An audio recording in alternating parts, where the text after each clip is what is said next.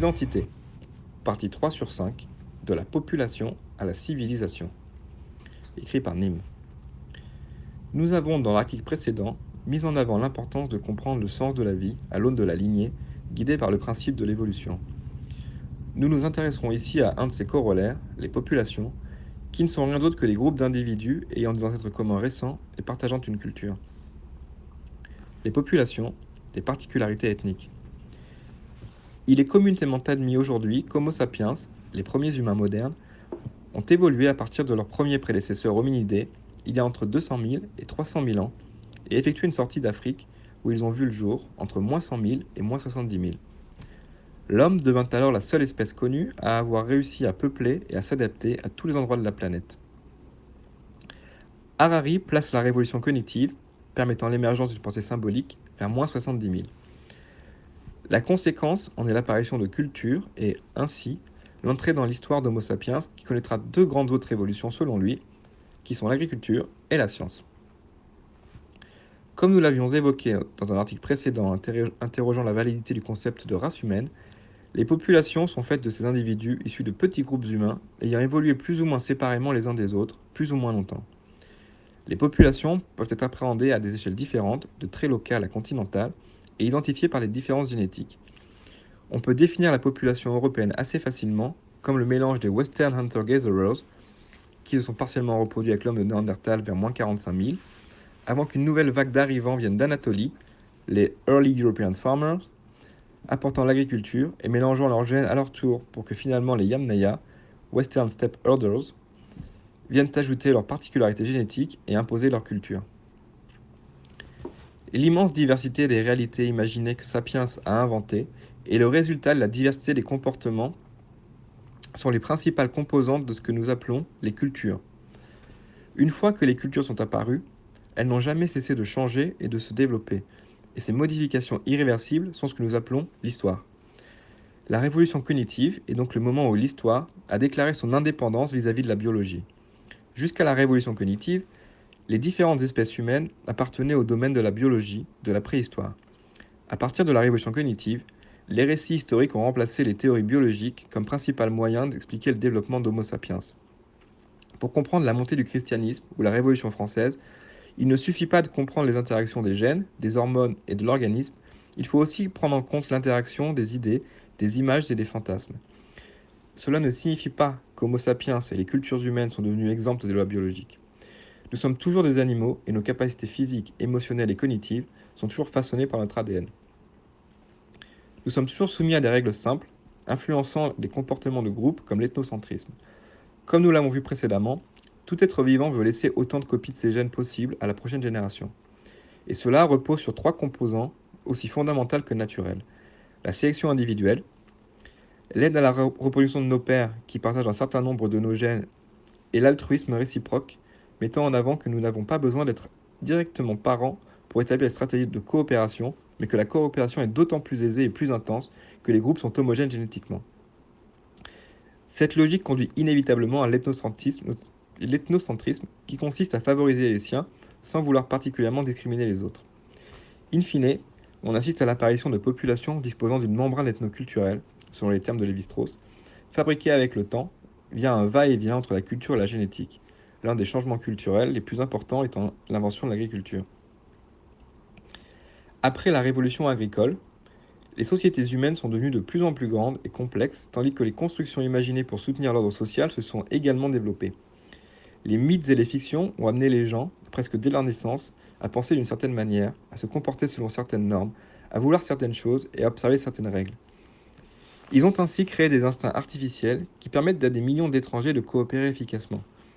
Ce réseau d'instincts artificiels est appelé culture. Pendant la première moitié du XXe siècle, les savants ont dit que chaque culture était complète et harmonieuse, possédant une essence immuable qui la définit pour toujours. Chaque groupe humain avait sa propre vision du monde et son propre système d'arrangements sociaux, juridiques et politiques. Dans cette optique, les cultures ne changeaient pas. Elles continuaient simplement à avancer au même rythme et dans la même direction. Seule une force appliquée de l'extérieur pouvait les changer. Aujourd'hui, la plupart des chercheurs ont conclu que c'est le contraire qui est vrai. Chaque culture a ses propres croyances, normes et valeurs, mais celles-ci sont en constante évolution, voire en tension.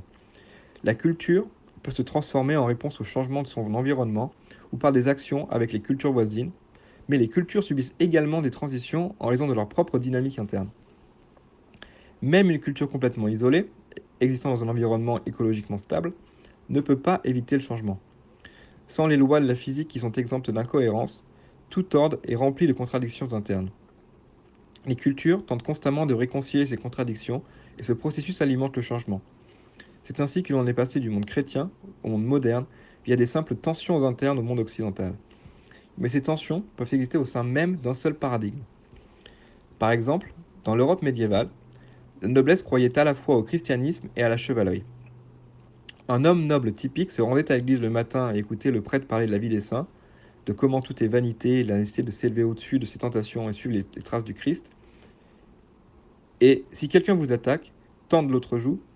Pourtant, dans le même temps, ils auraient préféré mourir que de vivre avec un honneur bafoué. Si quelqu'un mettait en doute votre honneur, seul le sang pouvait effacer l'insulte. La contradiction entre le christianisme et le code chevaleresque n'a jamais été totalement résolue. Les deux ont même connu des grands moments de symbiose dans les croisades où les chevaliers pouvaient démontrer d'un seul coup leur prouesse militaire et leur dévotion religieuse. La même contradiction produisait des ordres militaires tels que les Templiers et les Hospitaliers qui essayèrent de fusionner les idéaux chrétiens et chevaleresques. C'était aussi une grande partie de l'art et de la littérature médiévaux, comme le conte du roi Arthur et du Saint Graal. Qu'est-ce que la légende arthurienne, sinon une tentative de prouver qu'un bon chevalier peut et doit être un bon chrétien, et que les bons chrétiens sont les meilleurs chevaliers? Peut-être les chevaliers avaient-ils tellement de vie en eux qu'ils n'étaient pas indisposés à recevoir une religion les appelant à la contenir, de la même façon que les Grecs écrivaient des préceptes de tempérance sur leurs temples. Dans le monde moderne, cette tension s'est déplacée. Depuis la Révolution française, les gens du monde entier en sont progressivement venus à considérer l'égalité et la liberté individuelle comme des valeurs fondamentales. Pourtant, ces deux valeurs se contredisent. L'égalité ne peut être assurée qu'en restreignant la liberté de ceux qui sont les mieux lotis. Garantir que chaque individu soit libre de faire ce qu'il veut implique inévitablement l'apparition d'inégalités. Toute l'histoire politique du monde depuis 1789 peut être considérée comme une série de tentatives pour concilier ces contradictions. Du rôle de la civilisation. La civilisation représente l'état de développement d'une culture partagée par un ensemble ou une partie de la population donnée. Selon Gordon Childe, on appelle civilisation une culture ayant atteint un niveau de développement incluant les caractéristiques suivantes. 5 critères primaires relevant de l'organisation, qui sont la présence d'une ville, sédentarisation des populations, spécialisation du travail à temps plein, concentration de surplus de production, structure de classe, hiérarchie, organisation étatique, l'État. Ils sont complémentés par 5 critères secondaires qui appartiennent à l'ordre des réalisations matérielles, les travaux publics monumentaux, les commerces à longue distance, les réalisations artistiques monumentales, l'écriture, notamment pour la comptabilité et les registres, les connaissances scientifiques, notamment l'arithmétique, la géométrie, l'astronomie. Chaque civilisation va reposer sur un ou des mythes qui vont favoriser la coopération humaine à une large échelle. La façon dont les gens coopèrent peut être altérée en changeant le mythe qui la soutient. Par la civilisation, l'homme va s'opposer à la nature et modifier son environnement. En se soustrayant à la nature, il agit ainsi sur les règles de la sélection naturelle.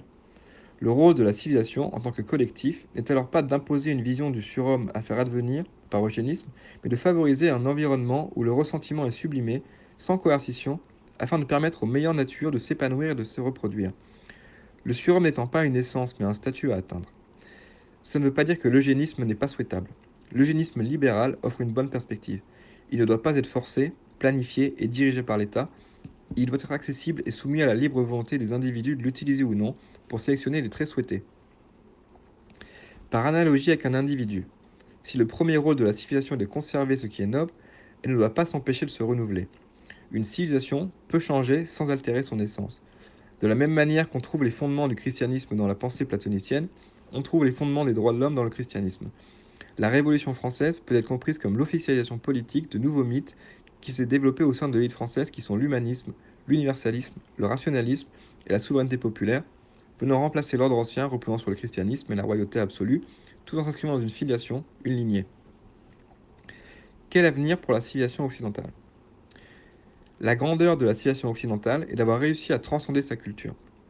Ce qui pousse les plus à dire « les Blancs n'ont pas de culture » est en réalité le fait qu'en Occident, à l'instar des traditions de connaissances prémodernes telles que l'islam, le christianisme, le bouddhisme et le confucianisme, qui affirment que tout ce qui est important de savoir sur le monde est déjà connu, la révolution scientifique en germe dans la Grèce antique fut la pleine prise de conscience de notre ignorance. Une culture salvatrice du doute qui lui a permis de trouver des réponses à des questions, améliorant ses conditions matérielles, mais qui ont aussi affaibli ses défenses naturelles face à des cultures fortes de leur certitude. Le monde moderne reposait sur la contradiction entre liberté et égalité, ce qui l'a conduit à créer un environnement civilisationnel de plus en plus juste pour tous les individus, indépendamment de leur race, sexe, religion.